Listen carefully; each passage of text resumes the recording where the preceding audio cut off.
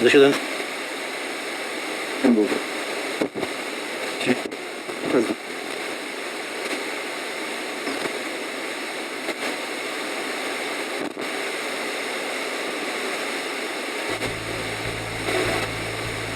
One day in space.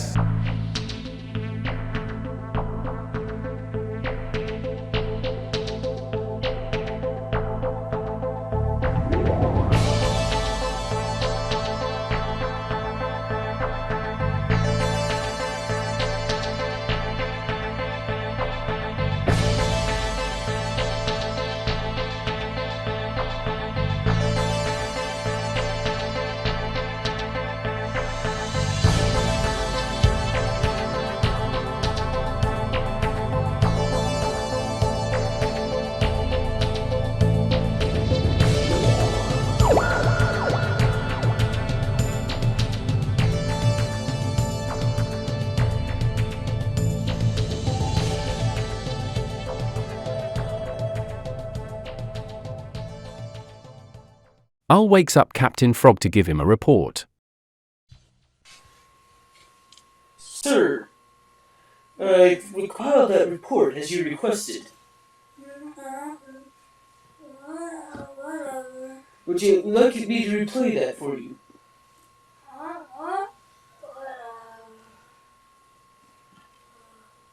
Our journey begins in the year 2050. We are our first colony ship to head towards deep space in search of a place to call home. Many years have passed, and still we have yet to find a suitable planet. In our exploits, we were able to collect many interesting artifacts. About 10 years into our journey, we came across an unidentified craft. We made attempts to communicate. Is anybody in there? Please identify yourselves. We need no home. But it to no avail. The craft opened fire. The results were devastating. We desperately tried to fight them off. When I thought we could handle no more, the attack stopped. With all the sensors down, we had no clue as what happened. All hands were lost, save 3. They were very young, born during our voyage. They were sealed in a special section of the ship called the Home. The engineers designed this section to look exactly like a 20th century home. They created it to help the crew feel more at ease and safe along their journey and prepare to colonize. I, Al, have taken care of the 3 for 9 years. During that time, the ship was adrift. Last month, Jane and Info created a way to repair and improve the engines. With these improvements, we were able to travel 100 times faster. Captain Frogg ordered us to return to Earth and to complete our mission. We are now 1 day right. Captain Frogg is rudely awakened by an explosion. Jane calls the captain to the engine room.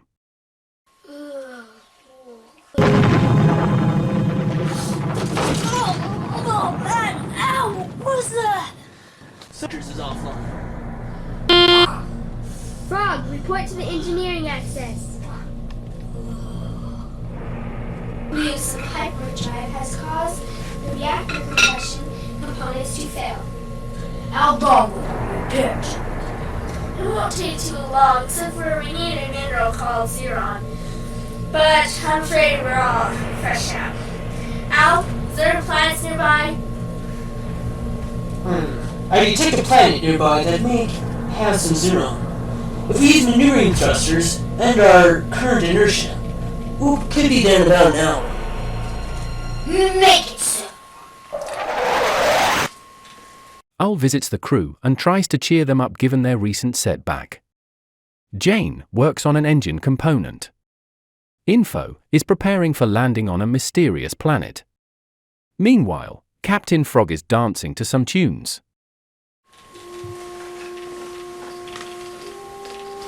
Mom, I brought you a glass of water. Thought you were thirsty. Thanks, Al. Al, tell me again about my parents. Certainly, Mom. Your parents were some of the finest engineers on Earth. In fact, they built these fine engines. Though, in some ways, I think you surpassed them. Your compression and fluxion modifications on engines have got us where we are today. Though I haven't seen Earth, I still question if I will. I'm certain that you will, especially with your mental prowess.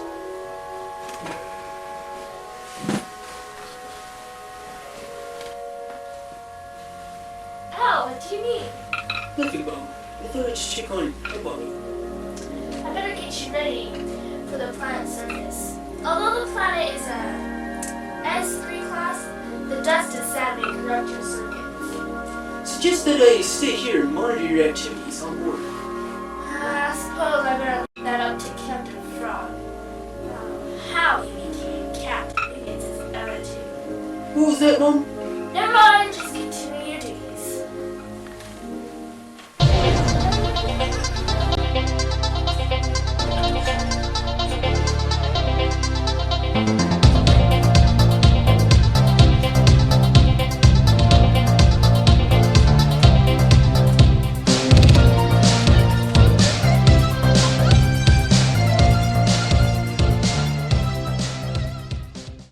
Sir!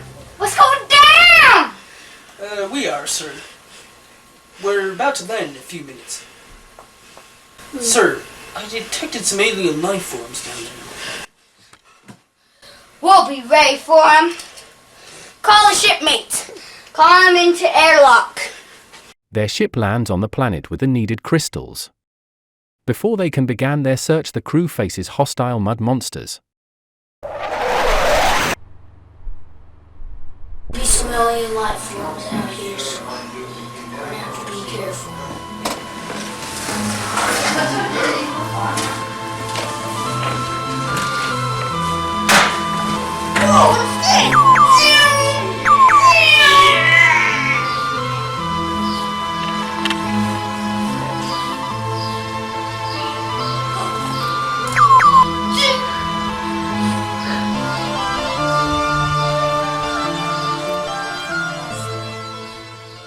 After the battle, Captain Frogg attempts to communicate with Ul, who is still on the ship.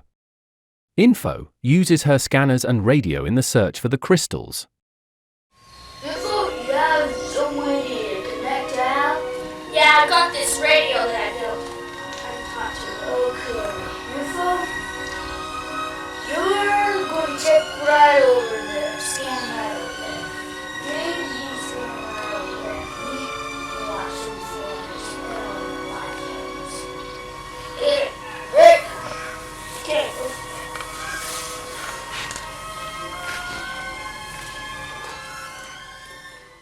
Captain Frogg, Jane, and Info continue their search for the elusive crystals needed to power their ship for the journey back to Earth. Info discovers a cave and radios the others.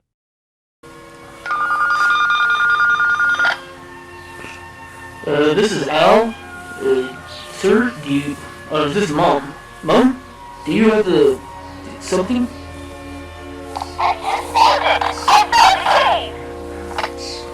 Good, Mom. Is it where the zero is?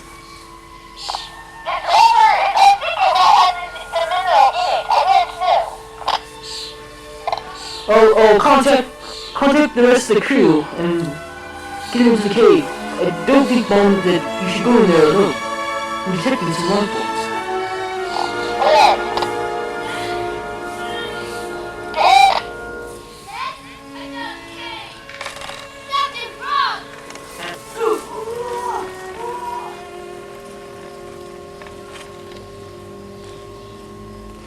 Are you going into the cave? Frogg, you had to hear me.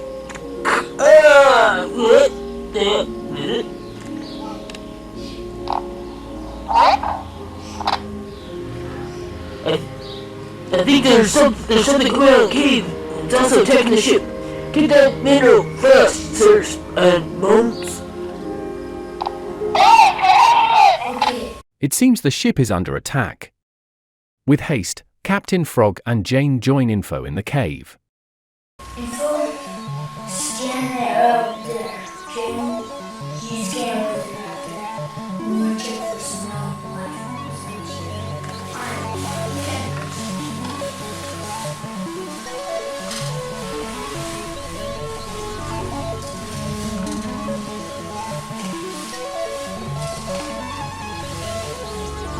Info! I think I found it. It's the mineral, right? I'll call out. Yes, ma'am? We found a mineral, and we're going to go get Captain Frogg and head out. Certainly, ma'am. Hurry and come back. I think we're having some technical difficulties on the ship. Hey, now, let's stop. Yes, sir. With the crystals in hand, they make their way back to the ship. But before they do, they are once again attacked by mud monsters.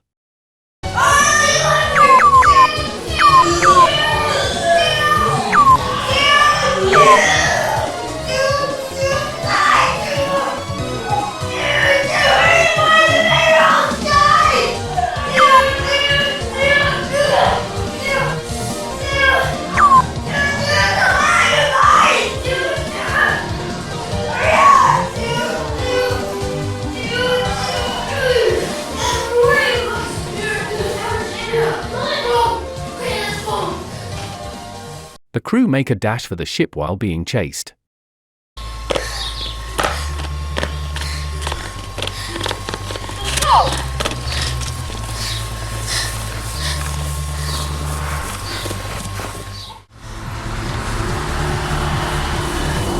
Wait! Info. Call up, Al. Jane. Get those engines started, okay? Get all the back.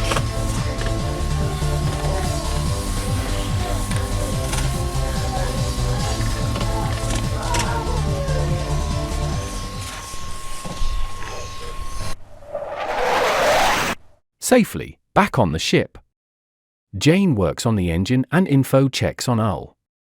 However, not all is as it seems. Info. Check on Al. Alright. How's that stuff? Yeah, dude. I actually put the mineral on a disc, and it's all ready to go. I'm going to go down to the engine access room and put it in the engine. Captain Frogg makes a terrifying discovery.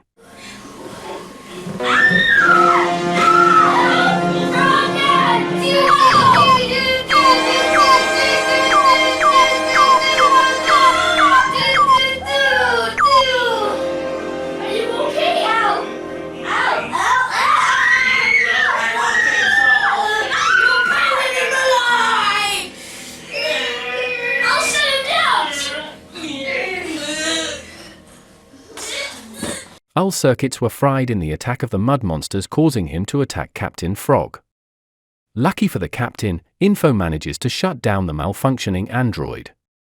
After cleaning up the mess, Info gets to work repairing Al. It takes what seems like forever, but they manage to get Al online. Al has an urgent message. Sir!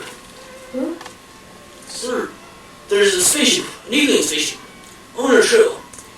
It's less than an hour away. Sir, it's raising its shields. It's arming its weapons.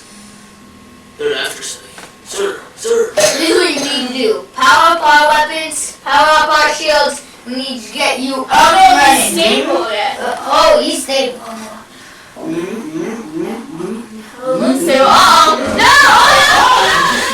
Al plays the transmission from the alien spaceship.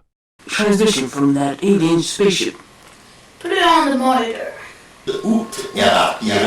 Roll.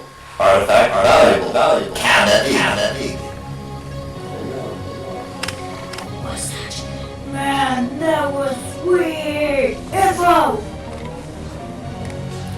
Yes, I'll scan this through my glasses. See. Well, I'll run this through our translator on our computer. Give back.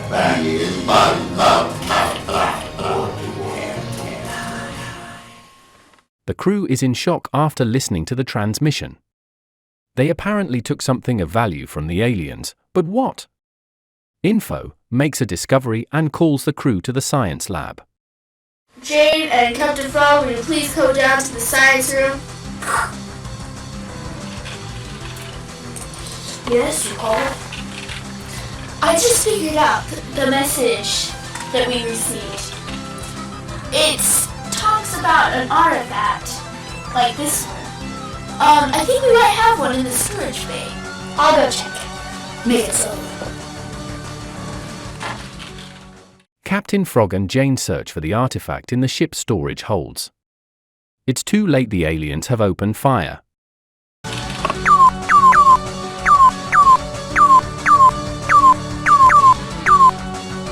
Their ship is disabled and now they are being boarded. Captain Frogg and the crew work to fight off the intruders.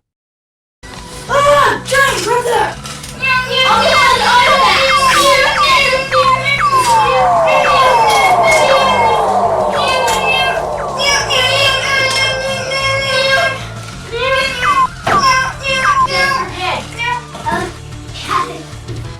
I found it! I found the artifact. Is it? Okay, let's go. With the artifact now in hand, they rush to the transporter to send it to the aliens before they are overwhelmed. Now that the aliens have the artifact, the crew receives another transmission.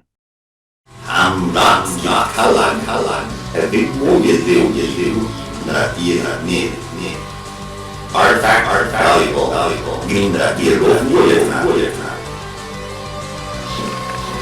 Thank you for returning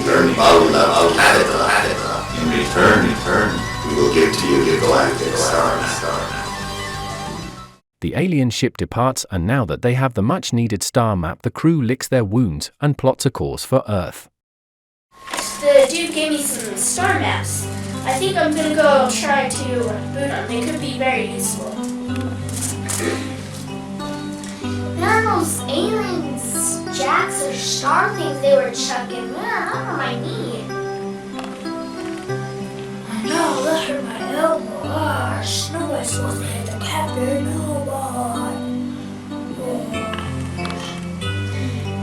Well, the engine took some damage. The aliens seemed to hurt it. And so I'm gonna go try and repair it. It should be very easy. That way we can head back to Earth. Make it so.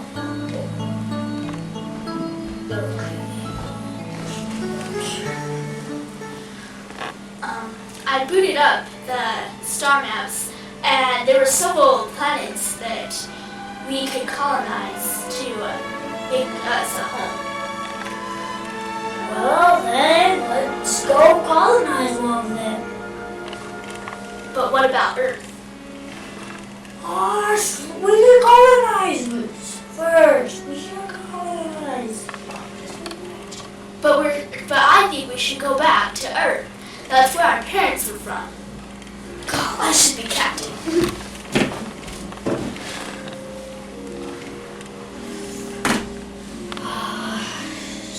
You know what? Should we get those engines paired? Let's just go to Earth. I'm not dealing with this. Captain Frogg is contemplating his next move when Jane comes in to give him a status update. Yo, Cap, I got the engines working. What are the cords? Set them on. Okay. Sir, and Mums, we appear to be receiving communications from Earth. They're old and new, but the newer ones appear to just be getting newer as we get closer to Earth. We're just experiencing time delays. The crew spends most of the night watching old Earth transmissions. Some are quite strange and some seem like they go on forever.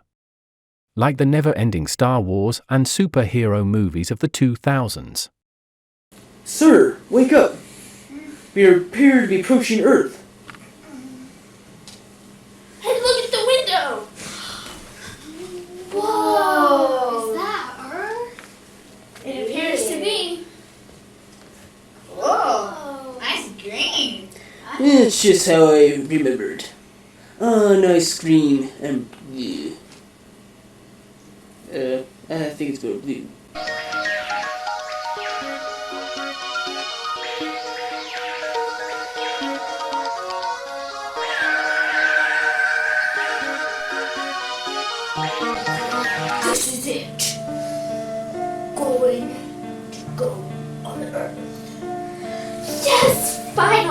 Are you sure it's gonna be safe out there? What if there is anything out there?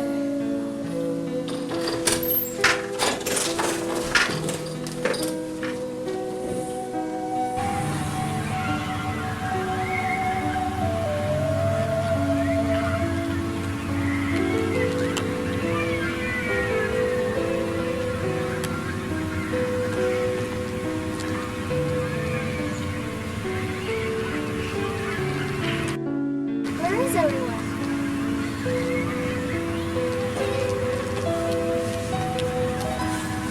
Whoa, civilization.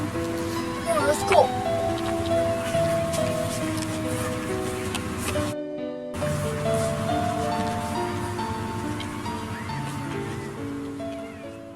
As Captain Frogg, Info, and Jane walk off to explore Earth, a sinister voice can be heard. Perhaps they are not alone.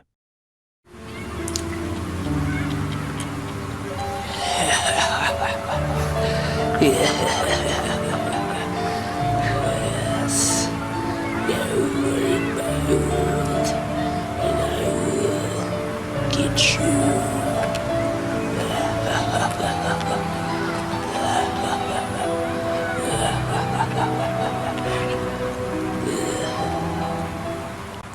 Will Captain Frogg, Info, and Jane find the paradise they seek, or will it be their destruction?